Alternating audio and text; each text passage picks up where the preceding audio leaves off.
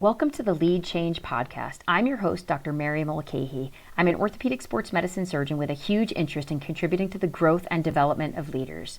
On this podcast, we will share stories from physicians in various medical specialties and those in roles that support the advancement of medicine to understand the skills necessary to be an effective leader. We'll celebrate their success and hear about strategies to overcome hurdles.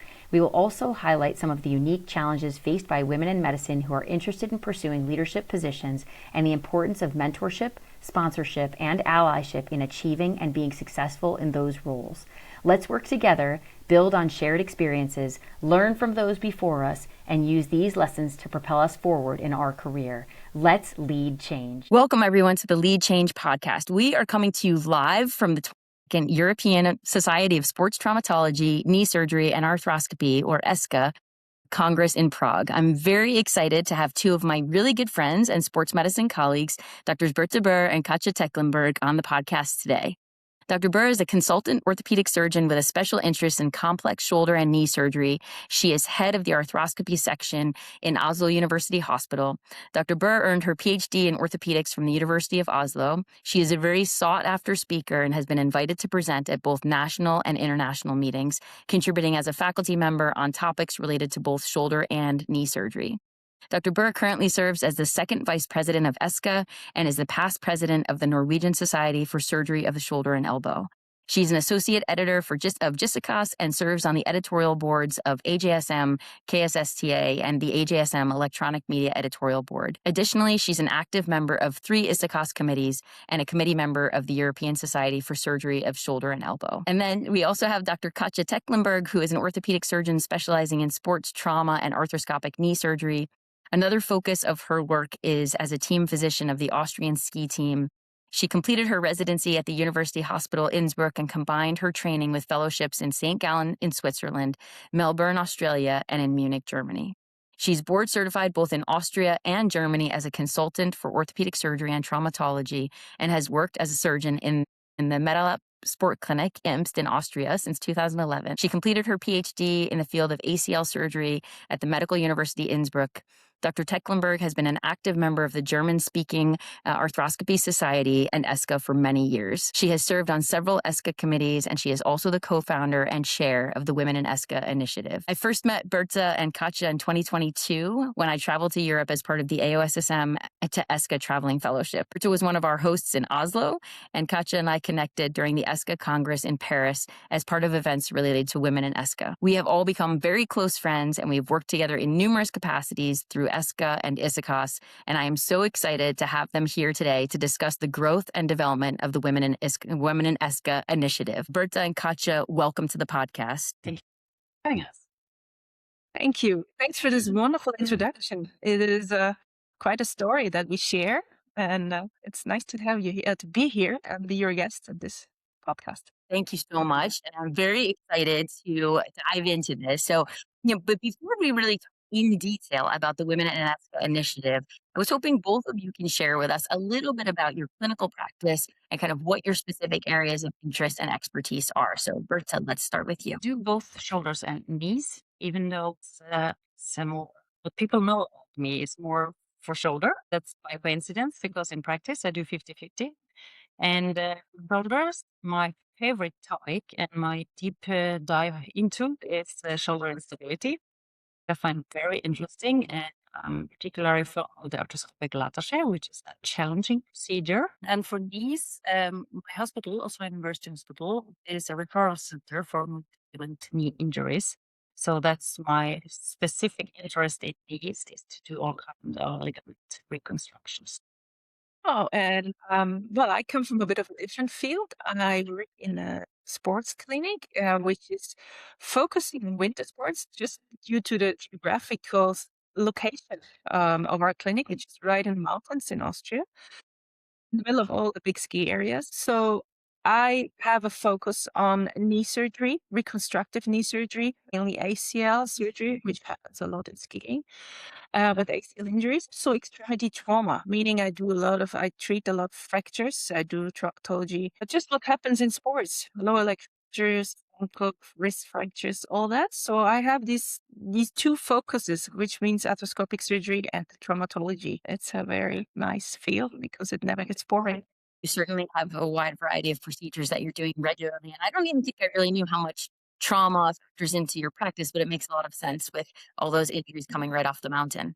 And Katja, can you explain to us a little bit about where the initial idea of transitioning to this Women in ESSKA initiative, where did that initial idea really come from? The idea started at one of the congresses of ESSKA. I really remember well, it was in Glasgow just before COVID. And we had a very, very good time at the Congress. And there was this official evening event at the Congress. Back then, David Dejour, a beautiful French colleague, was president of ESSKA. And we were standing around and we were a bunch of women. Suddenly we were a group of women standing there and everyone was super motivated. And David said, wow, there's so few women at these congresses, but you are all smart, great ladies. You know where you want to go. We should do something. And we should get more of you into these congresses. And at that time, I think it was less than 7% of all ESSKA attendees were women, of the Congress attendees, also of the members. So we were a real minority. We still are a minority at some point, but there were so few. And we just tried to start a network. And back then, at that night, we already called it Women in ESSKA. And we started to work, to collaborate. We started friendships, and that's how the initial idea became real. And David Dejour was president, and he very much supported that initiative. And so it became more of a structure now. Wow, yeah, that's incredible and amazing to see how much it's grown. And we're definitely going to talk about some of those details. All right. Berta, so when Women in ESSKA was first created, what were really some of the early goals of the group? We very much appreciated the advices and support from Liza Arendt. She had her experience with the Ruth Jackson Society. So what happened in the very beginning was that Katja and Mette, two of the founders, were invited to the meeting in the US, the AAOS meeting in the US, and could meet some of the important people in Ruth Jackson Society and see a little bit how they worked. And also, Liza told us about their work, what they had done, and what had worked well, and maybe something they tried to do that did not work that well. And we were also very much aware of what do we want, because yes, we want to encourage women into orthopedics and to be a member of societies like ESSKA, but it's not like we want a club on our own. We want to be integrated. We want to be friends and colleagues with all the men. And even though we have our own group, it's not like we want to be isolated. So one of the important things for me when we started was that I said, I wish that we could sponsor young women so they can come and visit us. Maybe just 1 week, maybe just a few days, so they can go to Katja, see how she works in her environment. They could go to the US, to UMary, they came to Oslo, and it's been a great pleasure for me to see that this has worked very well as one of the things we are doing in ESSKA. Yeah, that has been hugely successful. That's been incredible to see that transition and kind of evolution in even just over the past year or so. Katja, can you expand too a little bit on what were some of the other kind of initial events and activities as this was really just starting to be more formalized? As Berte mentioned, this Ruth Jackson Orthopaedic Society, where you are past president of, was a huge role model for us. And it helped us to gain confidence that we can do something similar. And we said we want, one of the big goals is to integrate more women into this male-dominated. We don't want to split. We want to be integrated. I think that was a very big aim. But we also said, okay, well, we want to talk about we want to see that more women dare to use the educational offerings that ESSKA has to offer. So we want to see that there are more females participating in the Congress. So another initiative was to install a scholarship for young female colleagues to help them finance the attendance of such a Congress, which is not cheap. You have to pay for Congress, you have to pay for your stay, for traveling cost, and many hospitals don't reimburse young colleagues. We wanted to promote what ESSKA already offers. We didn't want to create anything new. We just wanted to help females coming into that system a bit more and use the educational opportunities and also use the research and science opportunities and networking opportunities. Yeah, I think that's a great point, is to say that there is so much that ESSKA is already offering to members, and there's great programming and excellent content within the Congress and other, small events that are organized throughout the year. And so it's such a great idea to develop that scholarship system to then give, eliminate that financial constraint and then really make it possible for so many more people to attend. And it's a great honor for them to have the scholarship and just sort of it eliminates that aspect and allows them to just really take advantage of everything that ESSKA offers. And I know also, through Women in ESSKA, you guys have offered several webinars, and that's been kind of expanding over the past couple of years. And so it's been great to see that as sort of a virtual opportunity for everybody to be engaged and to be learning. And Berte, I wonder, can you comment too a little bit on, was there a group created initially to sort of organize these initiatives or just organize what Women in ESSKA was doing, like almost like a committee or a leadership group? Like what was that initial formation? Yes, in the beginning, we were a small group. Those women standing around the beach shore in the evening in Glasgow was the core group. And we agreed upon, okay, then we are for this initiative, Women in ESSKA. And we tried to structure and we started talking about what we wanted to do. But I had to admit, it really, everything really took place when Shana, our CEO in ESSKA, helped us a little bit about the organization. She dedicated staff from the ESSKA office to help us out, and she gave us dates for the webinar. She said we can put up an application on the website. And so with help from the office in ESSKA and CEO, we managed to organize. So now everything is very well organized, and we have people, Alicia, for the moment, helping us out to organize. And we understood after being in this for now 30 years that we have to actively recruit new people also into the board, because Katja cannot be the chair forever, even though she's doing a very good job. And I will also move on to other tasks. So somebody has to take over my task, which is being the mentorship program. So actually now, before this Congress, we had an open call for positions. And very happily, we saw that there were many women wanted to be involved, who volunteered for positions in the board. So now we have just expanded the group a lot before this Congress, and we are very much looking forward to working so with the new women in the group. Yeah, it was quite an interesting process because we were not sure how can integrate other women. Of course, you can always ask certain people that but we wanted to be more open, and nobody knew who would answer to our open call. We didn't know would anyone apply at all. I was not sure that there would be any people applying. And in the end, we had really many, many applications of highly qualified women who I never expected that they would share the interest. And so we are in a lucky position now to restructure the board to actually install also substructures. So people who are responsible for the mentorship program, people who are responsible for the scholarship program, for the webinar. Up to now, it was all circling around Berte, Mette, and other people helping out, but we didn't really have a structure. Now I think for the first time, we installed real structure within our group, and I hope this will help us move more forward and give us more as well. Yeah, I think that's amazing to hear about both what Berte was commenting on and you, Katja, like just to see and hear about that new leadership structure. That's really tremendous. And it shows how much the group has grown and how much interest there is in members and being involved and engaged. And I love too that there are sort of multiple layers, right? So it's not all on one person, even within mentoring where there's a couple people who are primarily responsible and then a whole other kind of leadership group that can just weigh in on important decisions. And so I think that says a lot about the group and the passion and interest for continuing to move this forward. And I also loved to hear that Jana has been really very actively engaged in this. And Jana is the executive director of ESSKA. And so that's amazing that not only, for her support, but also just lending her expertise and helping kind of guide the structure and organization. That's fantastic.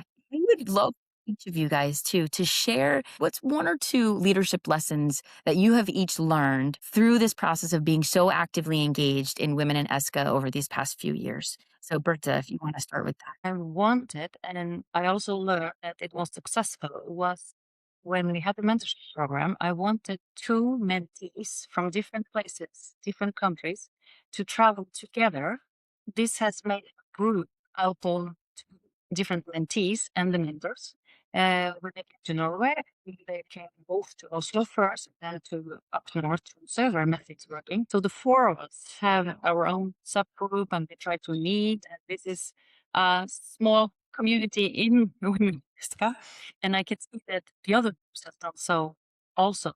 So being a visible mentor is important for these young people. And I have also seen that in other hospitals in Norway, I have 2 good friends, Kjersti Kavjensen and Ingrid Baksåsen, who saw that they were visiting me in my hospital, and they wanted to stand up to also be mentors. We have many mentors in Norway already. It's a small country, not so many surgeons, but to see the effect that what you are doing also inspires others to do the same. For me, the mentorship program and the whole process of having mentees staying with me in my hospital, but also staying with me on a more private basis during the mentorship was changing the way at how I look at fellowship programs. I have had fellows visiting me, and usually it's a very professional.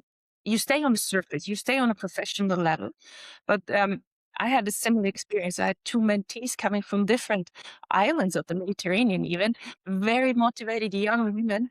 And I never had the insight that what I do is leadership behavior. I never had the insight that combining my family life, my private life with my job life and being a respected surgeon in my job, but also being mother of 2 kids and having a family and combining these 2 worlds is a certain form of leadership. And these mentees, they were staying with me, and they got, I let them into my life, and I showed them how I managed, to do this. And this is probably one of the biggest issues for women still, to combine these 2 lives. I've learned to combine them over the years, but I never really thought about it. And they came and they said, "Wow, how you do this?" And I invited them to my home, and they were staying with us the whole night. It was planned to have like a 10-minute drink, but then we stayed the whole night, and we talked and talked about how to succeed. And I think this is real leadership. You hand on your own experiences, and people take it up. And just like Mette and Berte have this group still. We are still tightly connected, and we still exchange our experiences. And this is the most beautiful part of this initiative, to hand on what we achieved. We have already achieved a career, but showing how you can make a career in this job is a good way to hand our life on. Yeah, those are amazing lessons to learn. And you don't necessarily see what you're doing as leadership, but then when you have these young surgeons come in and they're like, wow, they learn and see how you can integrate these things, right? It's not, I don't think any of us are ever really truly balanced, but it's the integration of these things that I think is really critical and amazing to form these relationships. So I love that too. I had a similar experience with the 2 young surgeons that came to visit me. So it was really tremendous. The last question I'll leave you guys with is just one comment on what is in store in the future of Women in ESSKA in terms of events, or what are you most looking forward to? Our next chair, Gigi Willy. I still struggle with her last name, but I will learn it. She is very strong scientifically. So when I chatted with her yesterday, she already had plans in her head of Women in ESSKA could also be more involved in scientific work. So I'm very much looking forward to collaborate with her within this field and women's health in the future. Yeah. I think since we have a bigger structure now, I think we will definitely continue on with what has been successful up to now. As I said, we will have another round of mentorship program. We will have scholarships again. We have partners in the industry who really keep supporting us. Otherwise, this would not be possible. But it's great to see that now also we try to reach different levels like scientific work. I think that's the next step, and it's a big step forward. Very happy we were able to keep the movement going, even if people change. I think that shows that the initiative is successful.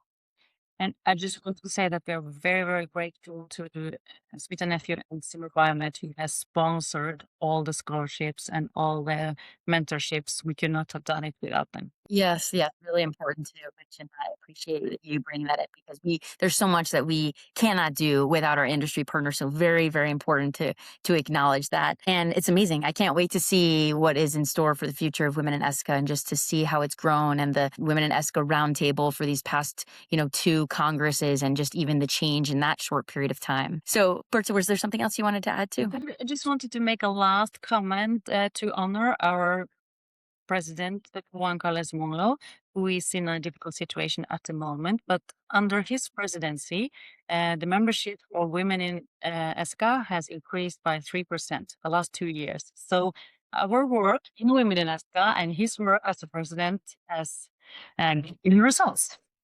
Yes, that's fantastic. That is fantastic. And it's been tremendous with leadership, David's leadership, Roland, like the presidential line, the executive committee. I mean, that's it really does come from the top down, and Jana we already talked about. So yes, very, very grateful, of course, to see the recent contributions too, and just to see how with this so much support for this initiative, how it's grown and the contributions and how everyone is benefiting from that. So Berte and Katja, thank you so much for being on the podcast. I have really enjoyed talking in detail about the Women in ESSKA initiative and all the ways that the program has evolved, the opportunities for members, collaborations with other organizations, and the potential impact for orthopedics in general and sports medicine in particular is absolutely tremendous. So thank you all. Thank you for all that you've both done to organize and sort of coordinate Women in ESSKA and create such a strong foundation that the organization can continue to build off of in the future. It's really been incredible for me and others to see such tremendous growth over the past few years, and I look forward to many more opportunities to work with both of you.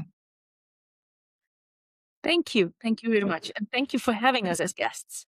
Thank you very much, Maria, and congratulations on this successful podcast. Thank you very much. I really appreciate it. And I'm super excited to have you guys here. Thank you.